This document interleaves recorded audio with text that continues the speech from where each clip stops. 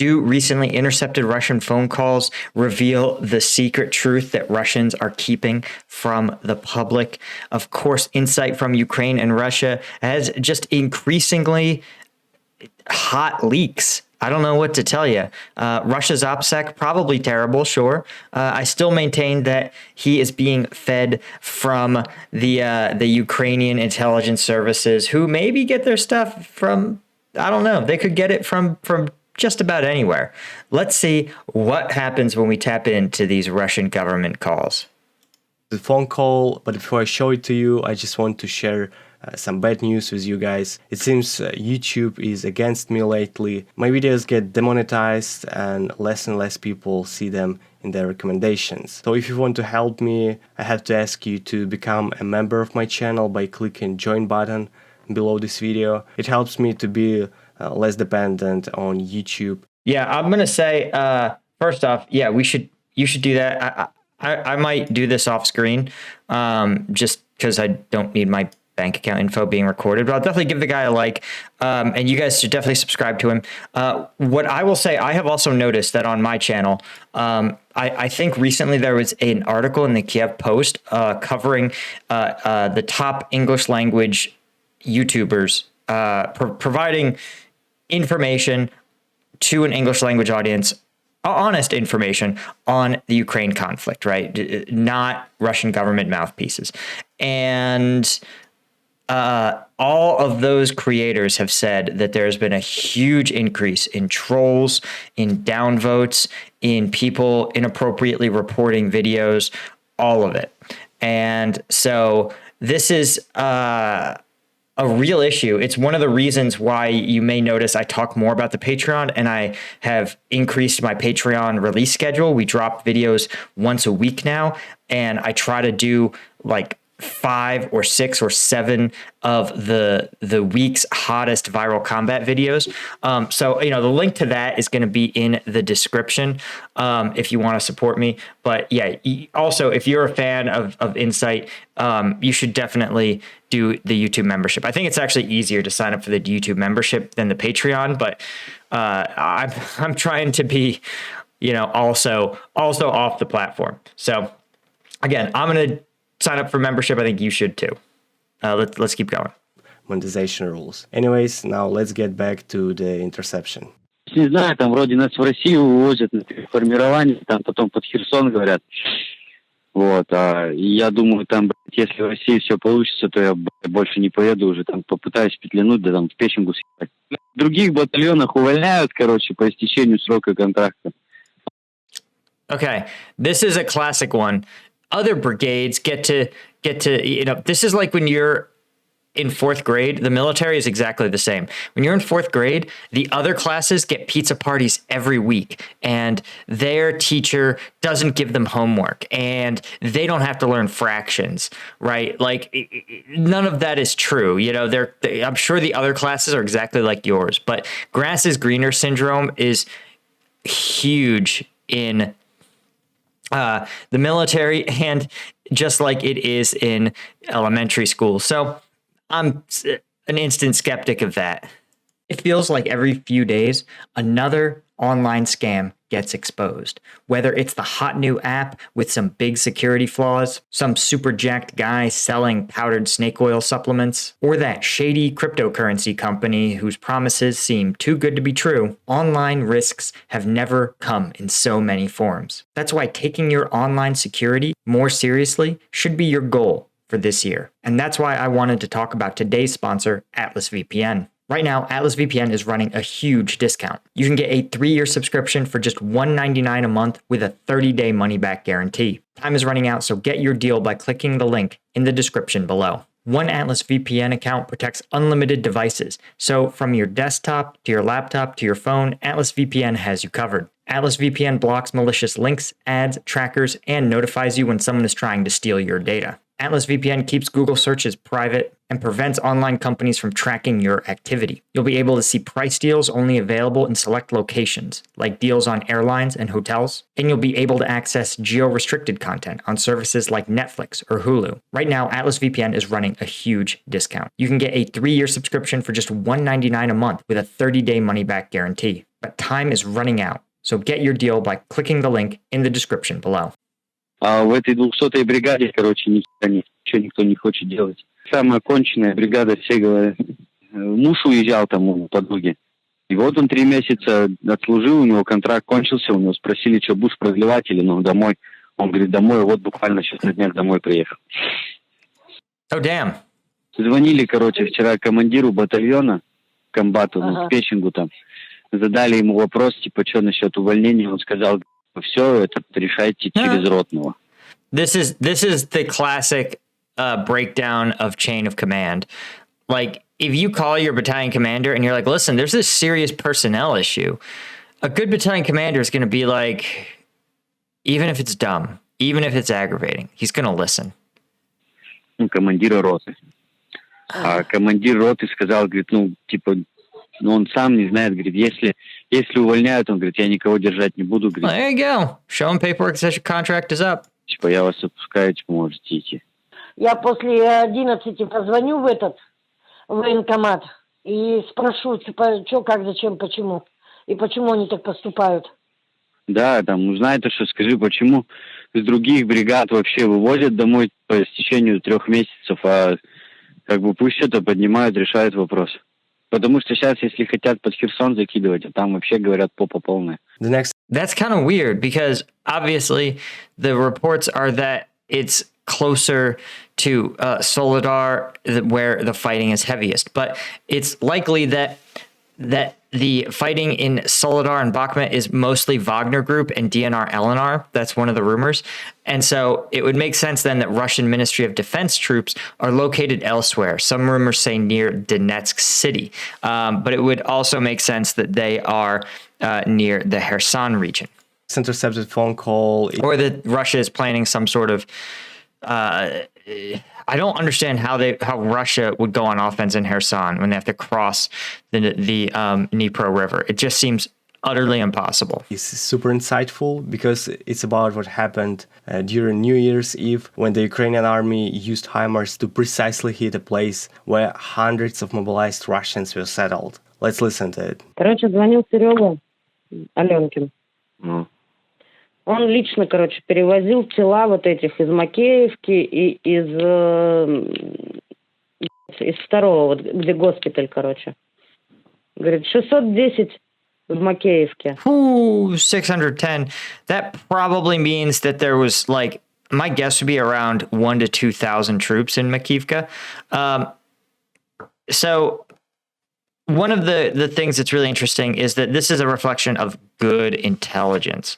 Well, good intelligence, I also believe that there was an element of either luck or really, really poor planning on the Russians' part, because the rumor is that there was an ammo holding area adjacent to the barracks, which is a bad idea. In the military bases where every FOB that I ever visited, the ammo holding area was in a remote corner of the FOB, as far away from living and working quarters and valuable anything as possible. And it would always be in a secure concrete bunker, expressly because the bunker not only protected it from munitions that might set it off, but it would also keep an explosion in.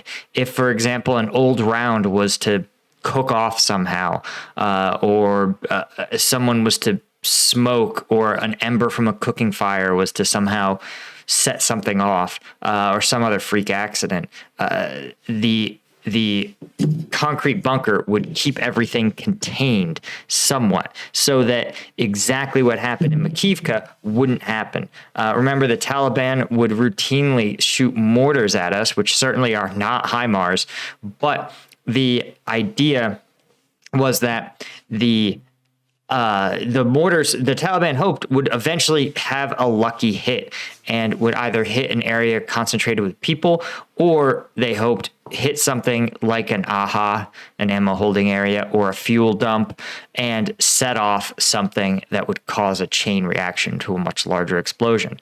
Sounds like what happened here. So, but still, 610 probably means that around 1,000 were stationed there.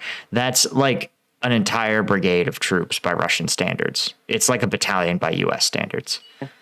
погибших. Да Говорит, я ж 12 КАМАЗов, говорит, я Я вывез. же тебе сказал. Это не 63. А почему тогда власти-то это все замалчивают? Да потому что, чтобы бунт не подняли. Yep. Not to provoke a riot. Серега, Аленка говорит, Серега сидит, говорит, он просто за голову схватился, говорит, ему и плохо, он не знает, что делать, он сидит, плачет. Damn. That must be horrific to be a survivor of that. You know, it's one of the symptoms of PTSD. They call, it's referred to as survivor's guilt, or the sense that you survived an event for no good reason and your friends or comrades didn't. And that is something that must be really hard to live with. I'm lucky no one in our company was KIA, and we deployed as a company. So I didn't really know the soldiers in our battalion who were killed or KIA. Damn it, I'm gonna get demonetized. YouTube, this is my own story, okay? I have a right to tell it. So for me, I never experienced the same level of, I'd never experienced survivor's guilt because I was a company that was attached to a different battalion. I literally didn't know anybody in the battalion other than the people in like the staff, the battalion staff, who would like review my products that I would send them, patrol reports and con ops and stuff. But I imagine it would be, at least for me, I know how important protecting my soldiers was. It's as intense as I imagine like parenting is, where you're just like, oh no, I would never let something happen to these soldiers if I could avoid it at all, up to and including like not letting, like assuming dangerous assignments for yourself. And I have done it. I have personally been like, no, I'm not going to ask my soldiers to clear this like IED or culvert. Like I will do it. Everyone else get back, which was stupid. I know, as the platoon leader, like that's not what you should be doing. But I just couldn't deal with the guilt if one of the soldiers in my command was to get killed because I made them assume a risk while I sat back. Sorry, the point of all this is to say that, man, I would be crushed if it was your entire unit like that. Еще погиб в госпитале, когда госпиталь бомбанули. Все хорошо об этом. Я тебе звоню, чтобы наоборот развеять новости. А так ничего, дожираем салаты. We're finishing salads. Выступление Путина. Самое удачное выступление, которое я видел. Shit. Damn. That's on a line that's being intercepted. I mean, listen, if there's one thing that you should learn about surviving in an autocracy, it's that you don't, on anything that can be recorded, share your real feelings. So when there's like surveys of like most Russians support the war, bro, I think most Russians want to kill Putin with their bare hands, but they can't say it because look at survey data. Do you really trust it? It's like tax return data or just about anything else, right? You think it can't be hacked and released. It's like when your company sends you an anonymous survey. We saw that all the time. They're like, oh, don't worry, you don't have to put your name on it. But it'd be like, what's your position? How many years have you worked in your position? What's your pay grade? And I'm like, if you have that information, you have my identity. And so now you're going to ask me my honest opinion about my manager? Like, get out. Like, this is, this is not that anonymous. That's why today's sponsor was Atlas VPN. Keep your shit anonymous. But the idea, the reality, the cracks in the facade, I think are showing up more and more. Like with this is explicitly anti-Putin. Да. Этот, как у Оксанки сына, помнишь, ты You can see the soldiers like, I can't endorse this. в госпиталь положили с контузией, с переломом глазницы-то. Этот придурок, блядь, в Новый год решил глоточек пива сделать. Его какой-то командир, капитан какой-то спалил. Что ты думаешь, его не вылеченного с тяжелой контузией, с переломанной глазницей, блядь, отправили обратно на позиции, говорят, нет, нарушение режима, блядь. No, Christ. Yeah, okay. That's so shitty. I mean, I get it. Like, we've all dealt with asshole officers, and this is a trope: is rear area officers just don't get it. And it was so funny. I'm just going to share this story with you guys. When I was flying back on my R&R, because I was required to take R&R, even though I tried to decline it. They were like, you have to take your 2 weeks off. I was like, fine. Okay, sure. I was just anxious the entire time. Again, about my soldiers. And so we go out. So I'm going out through Bagram Air Base on R&R. And I'm also just like ground out.